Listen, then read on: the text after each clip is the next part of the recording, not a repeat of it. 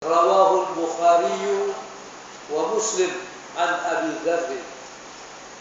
Sabda Rasulullah sallallahu alaihi wasallam, awal-awal masjid yang dihantar di muka bumi ini ialah Masjidil Haram, kemudian Masjidil Aqsa. Jadi kita tengok masjid yang mula-mula sekali yang ditegakkan asasnya, bukan bangunannya, tetapi asasnya ialah Masjidil Haram. Begitu juga Kaabah. Di Kaabah ini diasaskan pada sejak Nabi Allah Adam alaihissalam lagi. Dan asasnya dibina oleh malaikat. Malaikat meletakkan asasnya di situ setelah mendapat perintah daripada Allah Subhanahu wa taala. Jadi kemudian Kaabah ini menjadi pusat ibadat umat yang terdahulu. Umat terdahulu pada tawaf di Kaabah. Orang musyrikin pertama zaman Nabi kita Muhammad SAW, mereka bina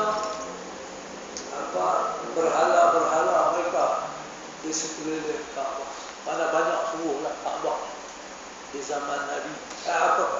Berhala-berhala, batu berhala di zaman Nabi itu didirikan oleh orang-orang musyrikin, dan mereka juga tawaf, bukan tawaf Kaabah, tapi tawaf berhala-berhala yang ada di sekeliling Kaabah dalam keadaan tidak berpakaian.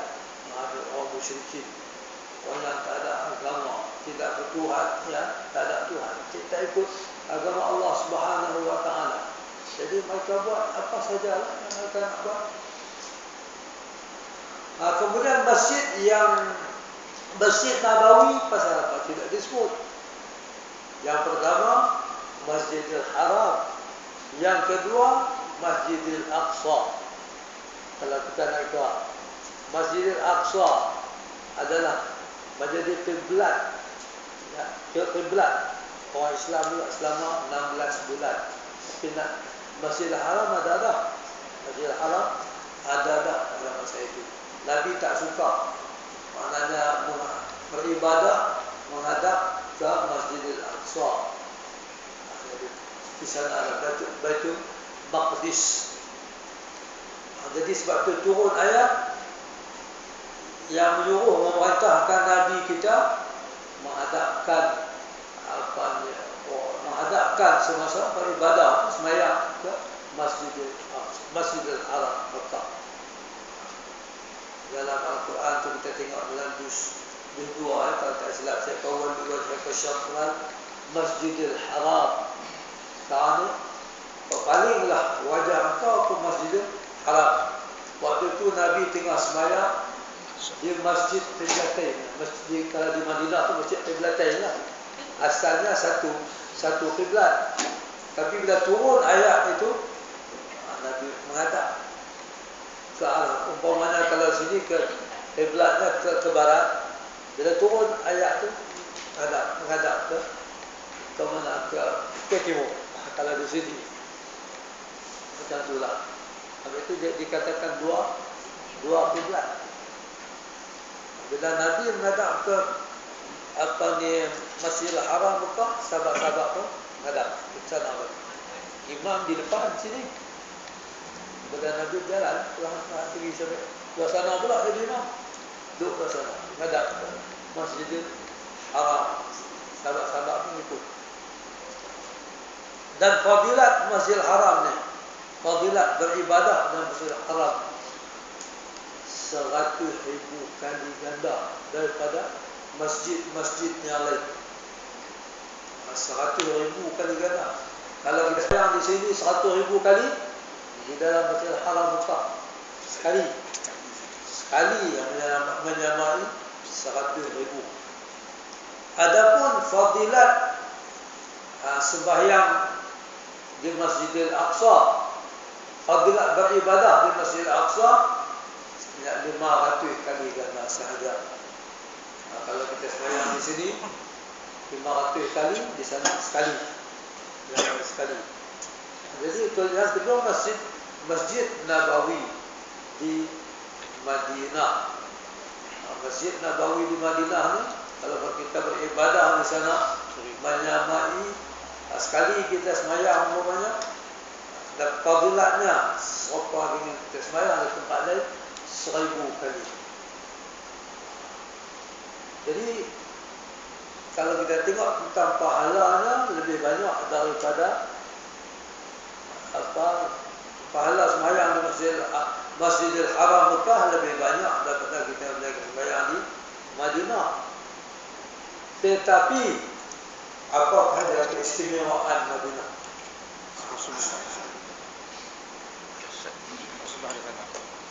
Madinah yang lebih istimewa daripada Mekah. Kerana apa? Di sana ada Rasul, makam Rasul, ada Rasul. Yang kedua ada Raudah. Raudah ni satu taman di antara taman-taman syurga. Ada di Madinah dan Masjidil Nabawi. Sebab tu maknanya kalau orang yang mengetahui dia lebih suka tinggal di Madinah daripada di Makkah. Kita ziarah Rasul. Ikut dalam hadis Allah kata siapa yang menziarah aku waktu wafatku samalah dengan dia menziarah aku waktu hidupku. Jadi kita boleh ziarah Rasul tiap-tiap hari. Pagi sekali, petang sekali di Masjid Nabawi di Madinah. Itu keistimewaan Madinah daripada Makkah. Kemudian Masjidil Aqsa pula disuruh ziarah juga dulu. Kalau dalam keadaan aman, tak ada apa masalah, boleh ziarah sana. Tetapi Profesor Dr. Yusuf Qardawi mengatakan haram. Dalam keadaan sekarang ni kalau kita pergi ke Palestin lah menziarahi Masjidil Aqsa, kalau kita nak pergi semayang di sana, beribadat di sana. Kalau ikut Yusuf Qardawi dia kata haram. Pasal apa? Nombor satu sekali, kalau kita naik kereta ataupun bas dari Jordan ke arah Syria hanya dekat sempadan sahaja. Lepas bila tu kena naik bas dia. Masuk kepada dia, kenapa? Kena naik bas dia. Israel ni. Kemudian kena bayar cukai jalan lagi apa semua. Jadi, kemudian keadaannya tak selamat. Ada orang Malaysia kita pergi, lepas sembahyang sunat dalam Masjid Al-Aqsa, tentera Israel bawa etnik Jamiyah dengan senapang. Nak beribadah apa? Tentu. Macam kita ni orang kata apa musuh ketat. Macam kita nak pergi menceroboh di senapang itu. Jadi sebab itu Yusuf Qardawi kata setakat ini jangan pergi ke Masjidil Aqsa. Kalau dibandingkan dengan pahala ibadah di Mekah lebih banyak, di Madinah lebih banyak. Di sana hanya 500 kali ganda. Tempat Nabi kita Isra dan Mi'raj sekali lagi dari Masjidil Aqsa. Kalau dalam keadaan aman, tak ada apa-apa, memang ada digalakkan kita pergi ke sana.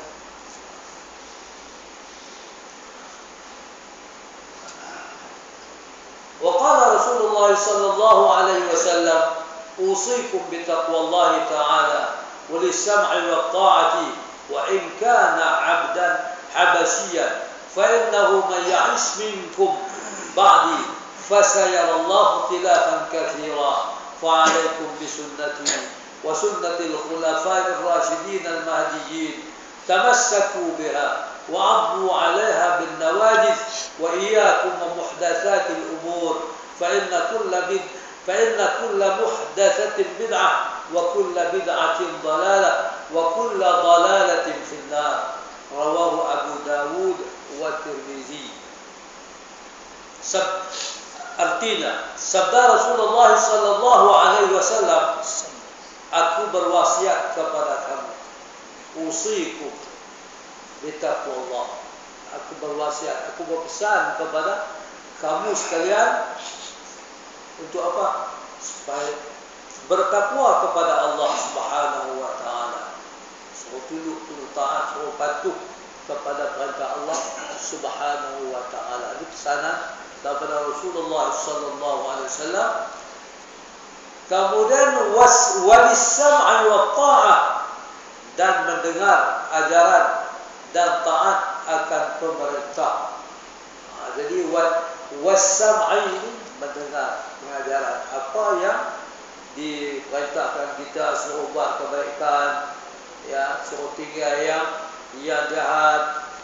Ini kita kena taat, kena ikut. Kalau diperintahkan suruh buat benda maksiat, tak boleh ikut. Kalau ikut, haram. Jadi kalau yang kebaikan, kena ikut. Apa juga yang diperintahkan oleh Allah SWT. Kemudian kita lalai, ada orang suruh kita ikut, kita kena ikut. Jadi kemudian wa dan kena taat akan pemerintah. Jadi taat ni, wa ta'ah ni diterjemahkan dengan pemerintah. Setengah-setengah kitab dia terjemahkan taat telah kepada perintah Allah dan Rasul. Jadi kalau pemerintah ni, pemerintah yang taat kepada Allah dan taat kepada Rasul. Yang tu, taatlah kepada pemerintah ni, kepada pemerintah yang taat kepada Allah dan taat kepada Rasul. Yang derhaka kepada Allah dan derhaka kepada Rasul, yang tolak Islam, yang ni haram taat, tak boleh taat. Jadi taat ni pula kita tengok, wa in kana 'abdan habasyian.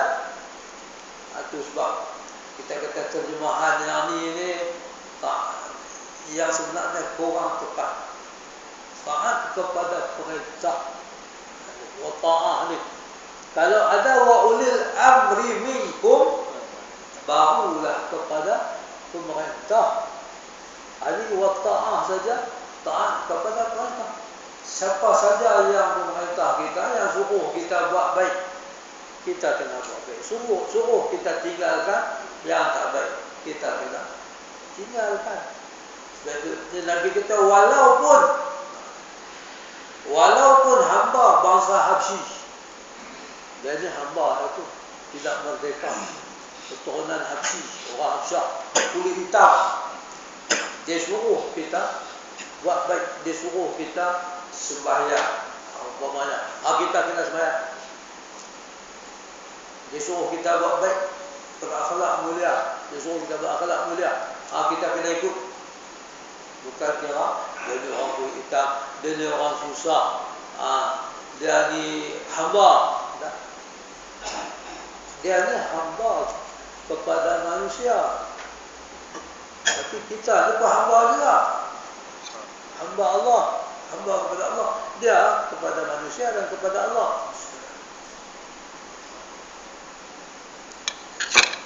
Jadi kita ni, bila kita nak mengaku kita ni sebagai hamba, kita kena faham betul-betul apakah yang peranan hamba. Hamba ni iaitu peranannya apa? Dia kena tunduk, kena taat, kena patuh. Berarti bila diperintahkan saja, disuruh buat, kita kena taat, kena buat, kena laksanakan yang diperintah tu. Jadi kita ni apa? Kita suka ke tak suka ke, ya, ada upah ke tak ada upah ke, ada upah, ada ganjaran, hamba dia kena buat. Dia ni hamba, dia tak boleh derhaka, tak boleh tolak. Kalau tidak, jangan mengaku hamba. dengan mengaku hamba. Dia berbeza dengan kuli. Kuli dia kalau tak bagi upah dia tak mau. Kalau berat sangat barang yang disuruh dia buat tu berat, upahnya sikit, dia boleh tolak, dia boleh minta lagi. Kalau dia dalam keadaan letih, dia kata pagi ni tak ada masalah, saya letih, tak lagi. Itu kuli. Kalau kau tu kawan suruh dia buat kerja tu sombong, minta maaf, dia kata saya tak mau kerja dengan encik, saya lebih kerja dengan orang lain. Itu kuli. Itu kuli. Tapi kalau hamba ni tidak, dia suka ke, dia tak suka ke, ringan ke, berat ke, waktu dia sihat ke, waktu tak sihat ke, dia kena taat, kena patuh kepada Allah SWT. Kalau dia tak macam semayang, tak boleh semayang, diri semayang, duduk. Dia tak boleh duduk, dia kena mengiring, tak boleh mengiring, merunjuk, mana-mana. Macam itulah. Buatlah semampu-mampu yang boleh. Nak tinggal tak boleh. Selagi pemikirannya masih elok, mana waras, dia kena taat, kena patuh. Itu baru hamba namanya. Kalau dia tak mau buat, tak buat tu, dia langgar perintah Allah, yang dia tak boleh langsung mengaku hamba. Hukum Allah dia tolak, perintah Allah dia langgar, betul mengaku hamba. Tak boleh. Bukan dia hamba, dia berlagak, dia tokeh. Dia padahal dia tu patutnya hamba, tapi oleh kerana dia derhaka, dia sombong, dia bongkak, hukum Allah, perintah Allah dia tolak, mana tak layak dia mengaku dia tu hamba. Cukup bahaya. Berbeza antara kuli dan hamba. Kita ni hamba Allah. Bila hamba Allah ni kena taat, kena patuh, kena ikut Islam, tak boleh lagak sikit pun. Fa'innahu man ya'ish, yang ni dia man ya'ishu ya.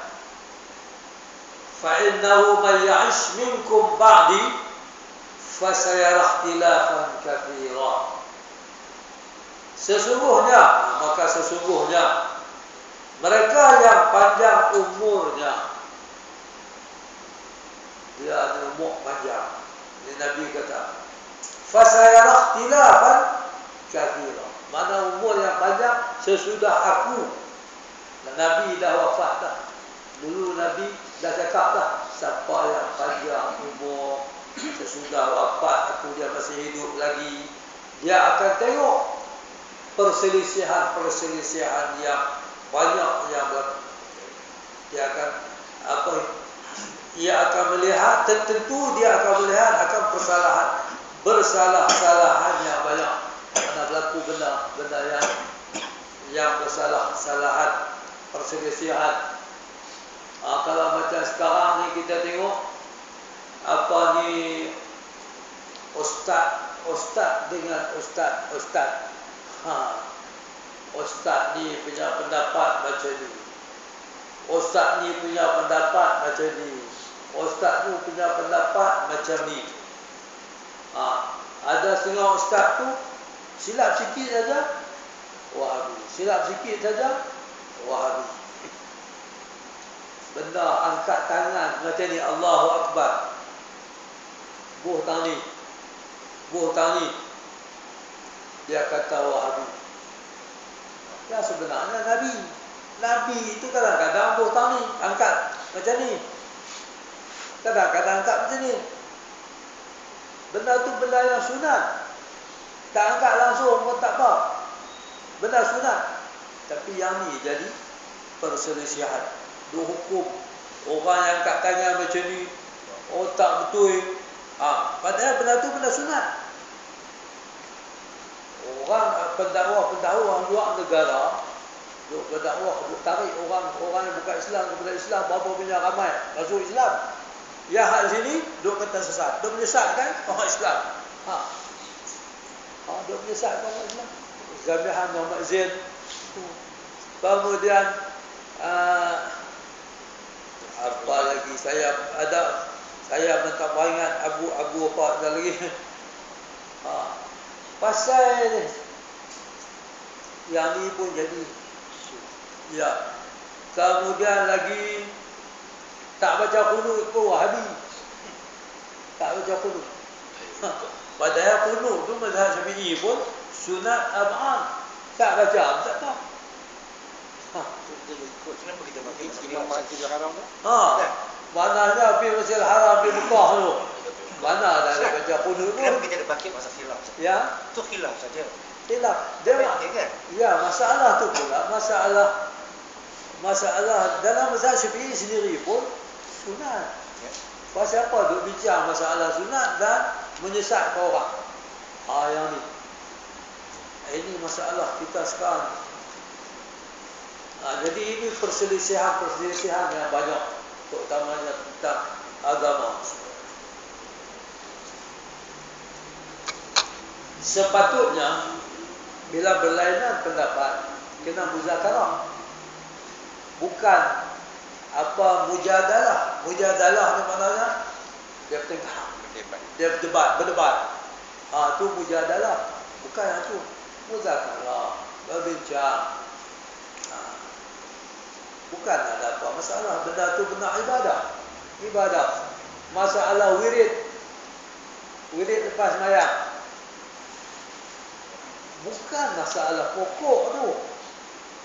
Dia nak wirid ke, dia tak wirid ke, kita nak pasangan. Dia nak wirid lepas sembahyang, ataupun dia ada hal dia nak wirid.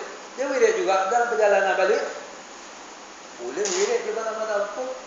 Istighfar apa semua boleh di mana-mana saja. Berdoa. Tadi kita tulis masalah doa. Doa. Nak berdoa beramai-ramai pun berdoa lah. Seorang beramai. Kalau nak berdoa seorang-seorang pun berdoa lah. Tak ada salah. Doa tak salah. Doa beramai-ramai pun bagus. Berdoa seorang pun bagus. Jangan tak berdoa. Tak berdoa ni adalah orang yang sombong. Dia tak berdoa. Dia tak mau berdoa kepada Allah, tak mau minta apa. Dia orang yang sombong. Berdoa, elok berdoa. Ustaz, ya. Kenapa kita baca kitab fiqh Al-Alfiyah? Ya. Mana yang utama? Jadi tak ada lah kita tegak apa kata. Kita ambil kitab Ustaz. Jadi kita tahu mana yang utama. Angkat sini ke, tak angkat ke. Benda kita bincang, tapi mana lebih utama? Buat apa sudah. Betul tak? Ya, betul. Jadi dalam kitab ada, dalam hadis yang sebenarnya dalam hadis semua ada. Kalau masalah apa nak angkat tangan dalam apa dalam sembahyang ada dalam hadis. Jadi tak ada masalah. Masalah lagi satu, masalah khilafiyah. Masalah apa ni, ayat-ayat mutasyabihat. Ada dalam kitab tauhid. Tu ajang dah kan. Dan kitab tauhid tu ayat yang mutasyabihat. Mana setengah ulama dia mentakwilkan ayat tu, kalau macam kata tangan Allah ditakwilkan dengan kekuasaan Allah. Setengah ulama dia tak mentakwilkan, dia kata betul Allah tangan, tetapi tangan yang layak bagi Allah.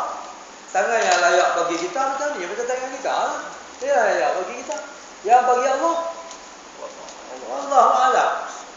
Itu dia bukan susah. Dalam kitab ada lah, tetapi orang kita sekarang ni zaman nampak internet apa semua ada, jadi benar kecil-kecil macam ni jadi pembalahan.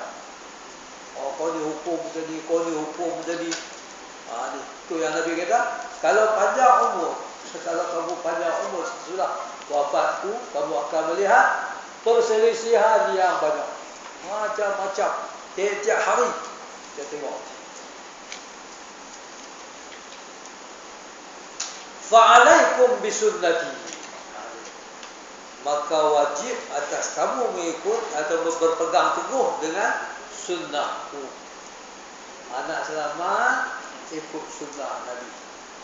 ikut sunnah Nabi. Ini saya nak cerita tentang ayat-ayat mutasyabihat.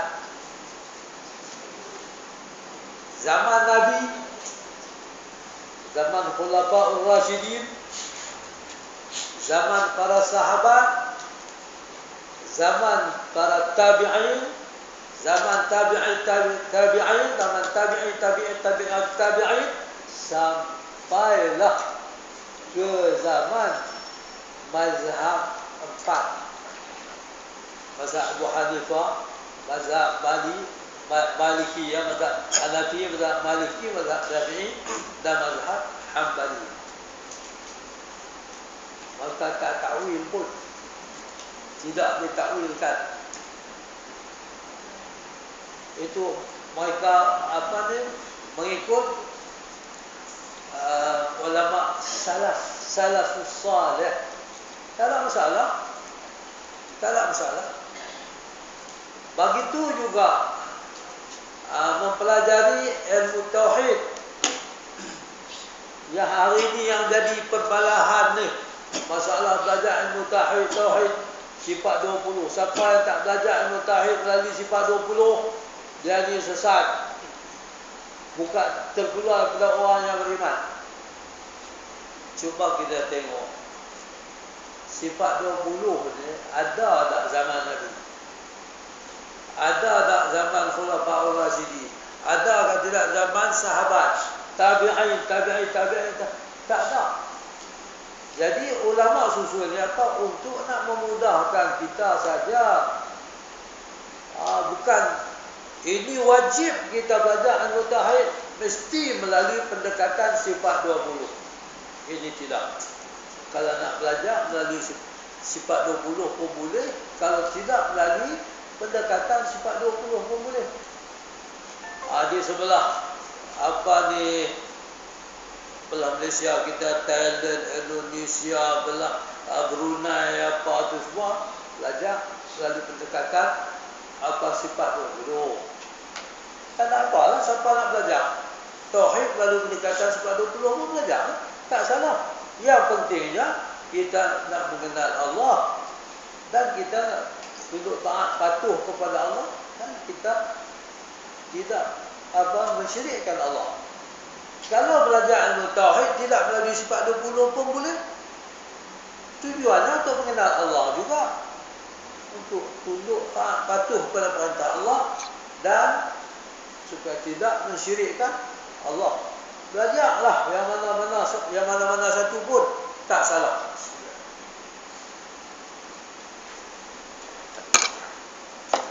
Ini hari ini kita tengok silap sikit Wahabi.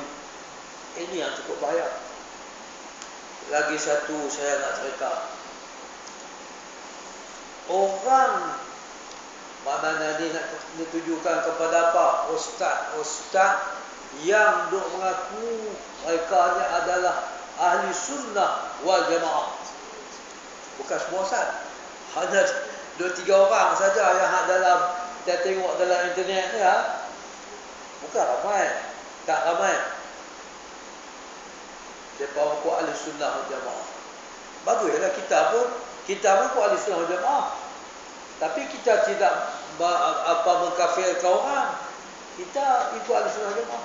Ini tidak mengaku ahli sunnah wal jamaah, tapi segala syariat yang dibawa oleh Nabi kita Muhammad SAW tolak. Umpamanya kita tengok dia angkat tangan dia syariat. Allahu Akbar. Buh tangan tani ke? Nak buh tani ke? Nak buh pusat ke? Nak lepas terus ke? Ini adalah syariat. Yang mereka ni duk kata hak tani aja betul. Macam kita mazhab Syafi'i perang tani.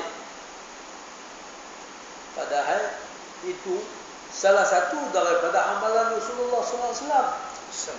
Ini ditolak tolak sunnah. Kata ahli sunnah tapi tolak sunnah. Ini yang bahaya. Ustaz, dulu kita belajar Ustaz, kita menyampaikan sesuatu kena hikmah. Sekarang dah tahu dah kita semua sini banyak Syafi'i. Ya.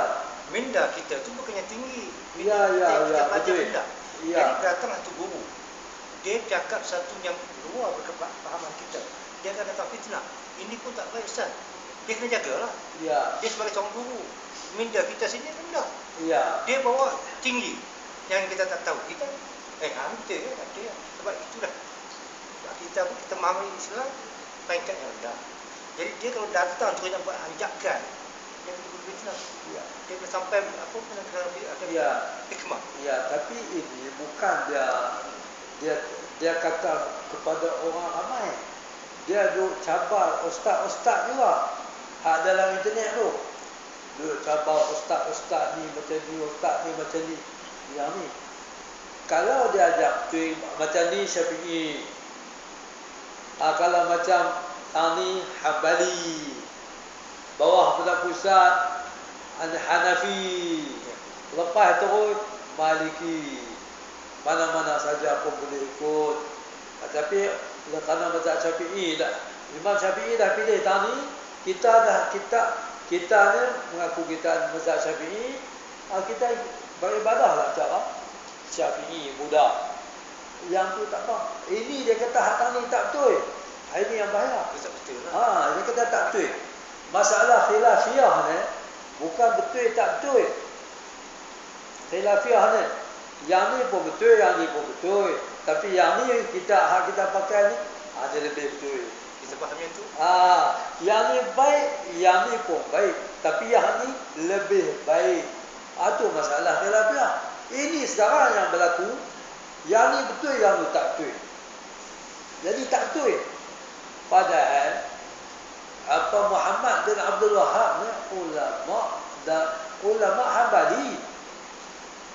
Jadi elok saya cerita sikit sini tentang sejarah Muhammad bin Abdul Wahab. Asal namanya Wahabi ni. Pasal orang Arab biasanya kalau orang tu kita katalah nama Abdul Wahab, ada Wahabi. Jadi macam tu digunakan dengan nisbah hujung tu. Kalau kita orang Malaysia,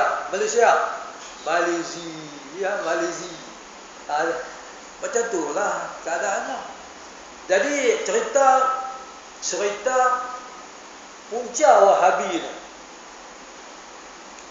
Jadi bila orang Turki, asal berpunca daripada orang Turki. Orang Turki ni daripada serang Mesir, daripada jajah Mesir. Turki jajah Mesir. Kemudian akhir sekali mereka pergi jajah waktu itu bukan Saudi Arabia lagi, Hijaz. Mereka pergi jajah Hijaz pula. Negara mereka ada, negara Turki itu. Tapi mereka pergi jajah Mesir. Osmaniyah Ya? Osmaniyah. Osmaniyah. Kemudian mereka lajak sampai Arab Saudi.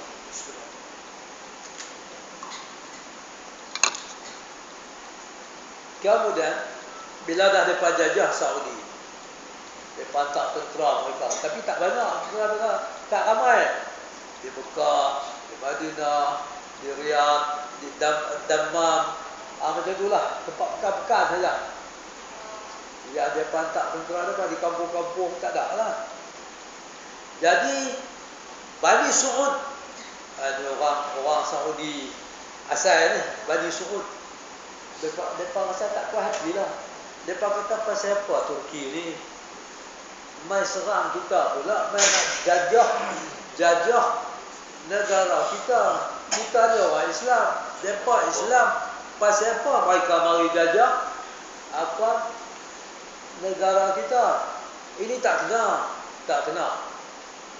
Lalu mereka bermesyuarat. Bani Saud bermesyuarat dengan ulama-ulama sana. Kemudian di antara ulama yang termasyhur, yang banyak pengikut-pengikutnya di Hijaz tu Itu Muhammad bin Abdul Wahab. Abdul Wahab ni bapak dia ulama besar juga mazhab Hambali. Dan dia ni pun ulama mazhab Hambali. Jadi pihak Bani Su'ud ni bincang dengan dia, minta kerjasama daripada dia supaya dia menemui dia pergi temui anak-anak murid dia, pengikut-pengikut dia di seluruh Hijaz. Dan bincang untuk apa? Untuk nak usir tentera-tentera Turki dari bumi Hijaz.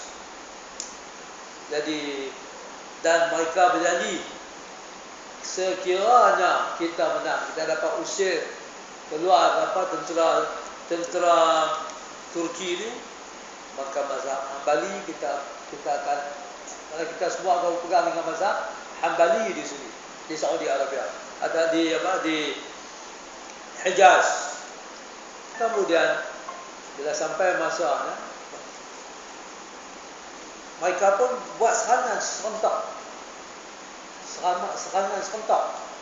Jadi di Riyadh pada malam itu juga, malam.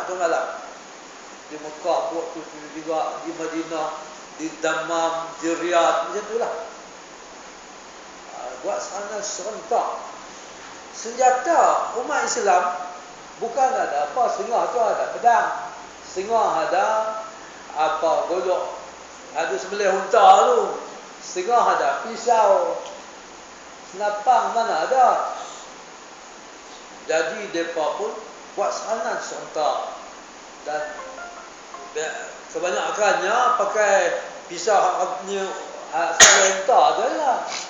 Ada pedang, cantik dengan pedang tentera Turki tu. Jadi kemudian yang mana setengah-setengah tu nampak macam mana ada pisau pendek, sembelih lah. Tapi bukanlah sembelih macam tu. Tengok orang sembelih sekali gitu lah, dua kali tarik betul, macam tu lah. Kemudian orang Turki pun mana baki lagi kabur lari. Kemudian kerajaan pusat di mana? Di Istanbul, kerajaan Turki. Dah dapat tahu. Waktu itu bukan ada handphone, telefon lagi, macam mana boleh dapat tahu dengan cepat. Mereka kalau nak bagi bantuan untuk nak serang balik Saudi boleh. Nak serang balik Hijaz, tapi dia ingat tak payahlah, tak payah. Pasal Bani Hijaz tu orang Islam juga, biarlah mereka merintah sendiri. Jadi kemudian mereka pun merintahlah nama Hijaz itu ditukar kepada Saudi, bukan Saudi, Saudi, Bani Su'ud. Jadi mereka pun merintahlah. Bila Bani Su'ud memerintah, jadi tempat-tempat yang banyak orang berbuat khurafat, yang mana bila Turki merintah, tempat-tempat tu dia dibina, dia buat binaan. Umpamanya tempat berlakunya perjanjian damai Hudaibiyah, di Hudaibiyah tu, Turki dirikan bangunan untuk kenang-kenangan. Kemudian tempat lahir Nabi di Mekah, didirikan bangunan. Begitulah juga di macam di Madinah, Masjid 7 tu. Masjid 7 tu asal bukan masjid pun, tempat atas bukit tu, tempat Nabi pertahankan musuh. Pasal dalam peperangan Khandaq, bawah tu Masjid Sayyidina Ali, tempat Sayyidina Umar mempertahankan musuh. Dekat tu ni Salman Al-Farisi, ujung sekali Sayyidina Ali. Kemudian ada pula Taman Aisyah. Waktu tu mereka dirikan bangunan sebagai kenang-kenangan, dan akhir sekarang jadi masjid yang tu. Kemudian di tempat-tempatnya lah, tempat lahir Nabi, apa semua, tempat berlakunya perjanjian damai Hudaibiyah, banyak di antara orang-orang kampung, orang-orang Badui ni pergi duk pelpah nasib mereka, apa kata, duk buat khurafat lah, berniat itu macam-macam. Kemudian bila dapat Suud ni, kerajaan Suud ni, dia runtuhkan semua. Nak mengelakkan daripada khurafat yang tu. Jadi bukan kata mereka ni sengaja merosakkan benda-benda tu, tak, kerana nak mengelakkan daripada khurafat semua. Ustaz lupa masuk ke Lawrence Arabia. Ya. Masuk Lawrence Arabia itu Ustaz lupa masuk. Dia ada kaitan dengan Lawrence Arabia. Ada cerita yang sebenarnya dalam buku dikarang oleh siapa pun kita tak tahu. Dia tu bukan ulama. Dia tulis Muhammad bin Abdul Wahab ni mengkafirkan ulama-ulama. Muhammad bin Abdul Wahab menghalalkan sembelihan manusia dalam buku tu. Jadi buku tu ada sampai sekarang. Bila dibaca, diterang di sini di Malaysia kita, Muhammad daripada Zabihan Muhammad Zaid, dia baca buku tu. Dia tunjuk, dia macam video dia tunjuk. Yang sebenarnya mereka yang mengarang tu adalah tali barut Yahudi. Mereka mengatakan Muhammad bin Abdul Wahab ini tali barut Yahudi. Dia terbalikkan. Saya dengar sejarah di Mekah tu. Ada buku. Sebab Ya. Abdul Wahab ni, Muhammad Wahab ni, dia mentajdidkan pahaman Hambali itu. Dia tak ada kena-mengena dengan masalah perangan dengan orang Bani Osmaniyah, dengan kerajaan Osmaniyah. Yang menolong Saud memerangi Osmaniyah, Lawrence Arabia. Dia nak menghancurkan kerajaan Islam. Yang Saud ni orang Bukit. Memang mereka ni orang sekarang pahaman begitu. Orang Raja Saudi ni. Dia bukan masalah dia Saudi, bukan orang ulama. Kerajaan pemerintah dia. Dia Abu Bani Su'ud. Dia Bani Saudi. Bani Su'ud. Bani orang Bukit tu. Dia Yalah, turun pada Perdian. Ya, mereka tu dengan memang ada orang padang pasir Badui. Kita bukit lah. Tapi orang Badui pedalaman, orang tukang padang pasir. Jadi, tapi saya dengar dari sana tu, saya dengar dari sana, bukan tak jauh. Kawan saya di sana dia baca sejarah lain. Ya. Yang Saud ni dia menghancurkan kerajaan Islam Osmaniyah dengan pertolongan Lawrence Arabia yang tak mau lihat kerajaan Islam. Sedangkan Osmaniyah bukan datang menjajah, tidak. Dia cuma itu menjaga dua haramain saja, Mekah dan juga Madinah. Itu bila dia orang Saud turun, menyerang, senang sekali. Itu yang raja dia, yang keturunan Nabi itu, lari hidup di Jordan. Itu keturunan kata Nabi. Betul. Yang sebenarnya cerita ni dia banyak. Dia banyak cerita. Jadi kalau saluran ni cerita dia lain, saluran ni cerita dia lain. Wahab dia bukan seorang Buddhis, memang reformis. Sebenarnya Muhammad bin Abdul Wahab ni ulama mazhab Hambali. Saya pun dapat daripada tu ulama Hambali, tapi dia memberi bantuan kepada Bani Su'ud yang untuk mengusir tentera Turki. Itu yang tak apa kena tu. Itu yang tak apa kena. Turki dia usirkan satu malam saja. Betul. Satu malam, pasal tak ramai. Syarif Hussein lari. Raja Mekah lari. Dia keturunan Nabi. Dia lari pergi ke Jordan. Itu Jordan Kingdom tu keturunan Nabi dia betul. Yang Mekah ni lari pergi ke sana. Betul lah.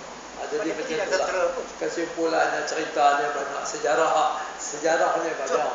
Ya, pasal benda ni benda tertulis sudah. Saya pun terima di sana juga. Di waktu saya di Mekah. Tapi kita di Mekah, Wahabi tidak ada apa-apa masalah.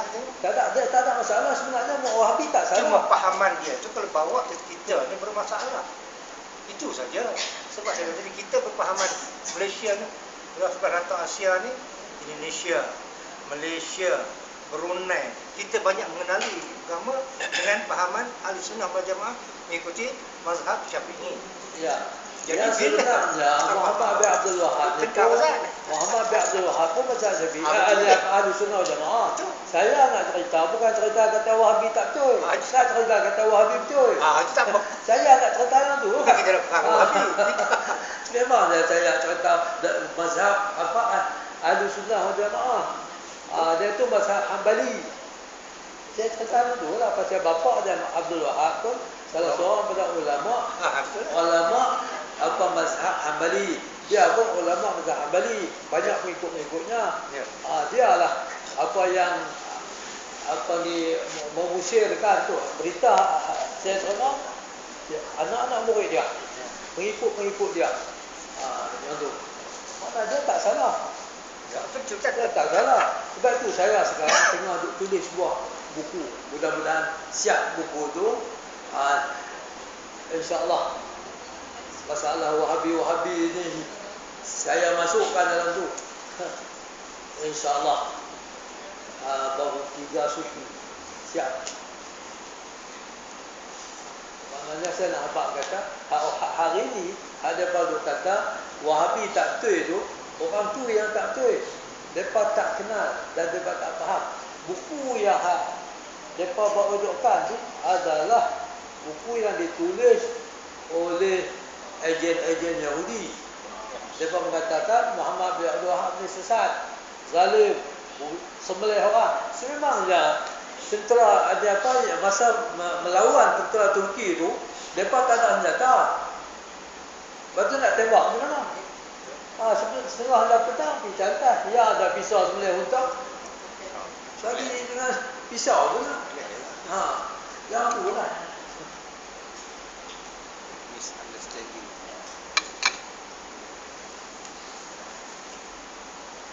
Jadi kita sambung sikit lagi insyaAllah.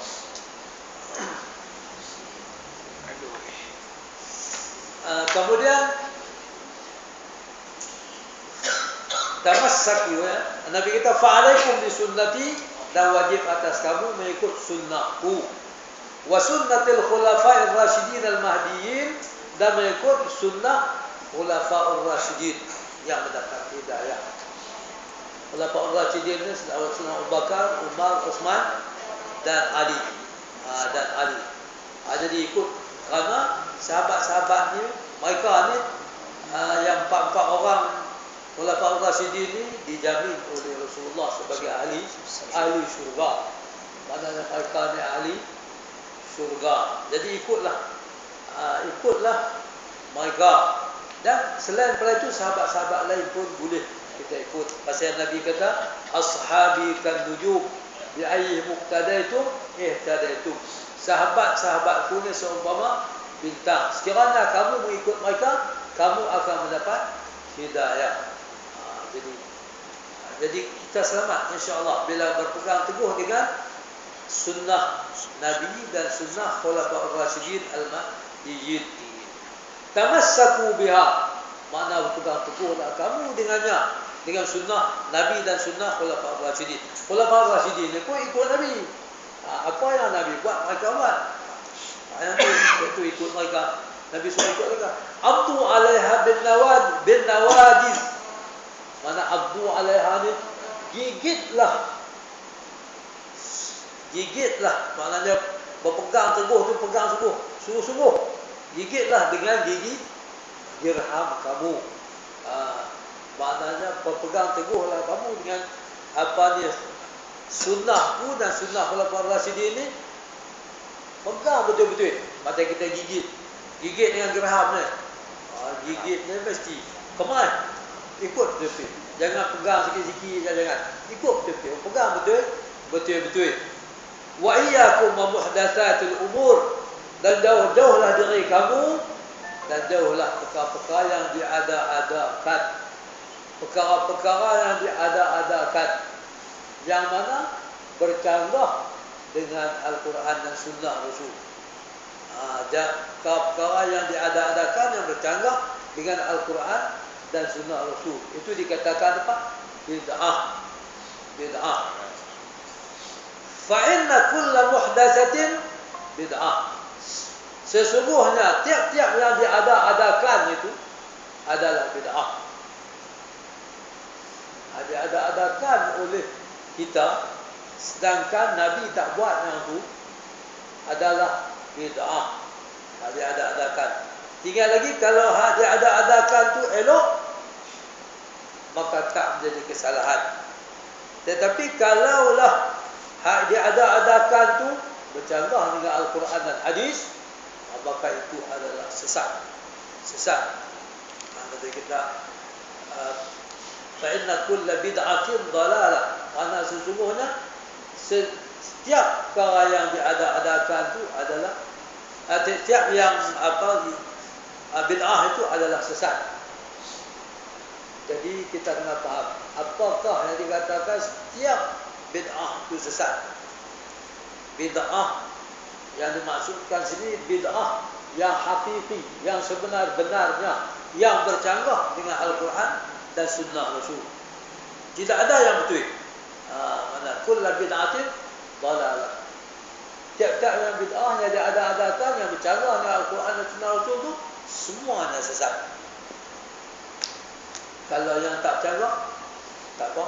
Ini macam kitab kita. Kitab kita ni bid'ah. Mana ada zaman Nabi. Kitab, kemudian tu segala mikrofon ni. Jadi banyaklah benda-benda yang tak canggah itu bid'ah pada bahasa. Kita pada doa bid'ah dari sudut bahasa.